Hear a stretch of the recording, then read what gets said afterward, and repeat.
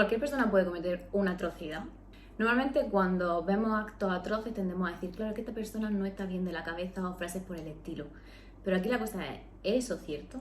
Y cuando vemos una persona aparentemente normal que hace algo que no consideramos normal, ¿qué pasa ahí? ¿Qué está ocurriendo? Antes de reflexionar sobre esto, vamos a recurrir a dos experimentos muy clásicos de la psicología, aplicados muy brevemente porque a veces se hace muy repetitivo, que son el experimento de la cárcel de Stanford y el experimento de Milgram. En el experimento de la cárcel de Stanford, en 1971, básicamente el psicólogo Philip Zimbardo cogió a un grupo de participantes y los separó aleatoriamente en guardia y presos. En cuestión de días, los guardias llegaron a humillar, maltratar y torturar psicológicamente a los prisioneros, a pesar de que eran personas comunes y que sabían que estaban en un experimento. ¿Cómo llegaron entonces a cometer tales atrocidades? ¿Podemos decir que es que estaba en su personalidad? En el otro experimento, lo que pasó fue que Milgram hizo creer a los participantes que administraban descargas eléctricas a otra persona, pero esta persona era en realidad un actor que solo fingía recibir las descargas eléctricas. Tenía que administrarle estas descargas cuando la persona se equivocaba. Un investigador puesto de bata blanca de laboratorio le decía cuándo tenía que administrar las descargas. Importante que cuando administraban las descargas, el que hacía actor llegaba incluso a gritar de dolor. Aunque escuchaban los gritos de dolor, el 65% de los participantes llegaron a administrar la descarga máxima. Si no me equivoco, esta descarga podía llegar a ser hasta mortal, lo que pasa es que no era real. Aunque el que la aplicaba no lo sabía, ojo, importante.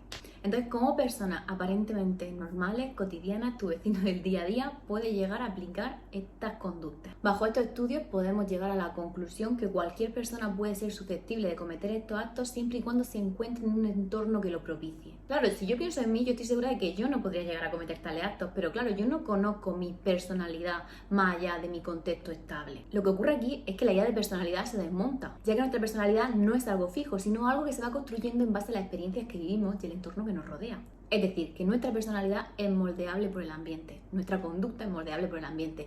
La palabra personalidad en realidad no sirve de mucho. Las personas no nacen inherentemente buenas o malas, sino que su comportamiento es aprendido y modelado por la experiencia, es decir, por los refuerzos que reciben a raíz de las conductas que van haciendo a lo largo de toda su vida.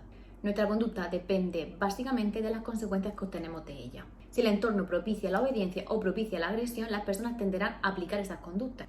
El contexto actúa como un estímulo poderoso que moldea nuestra conducta.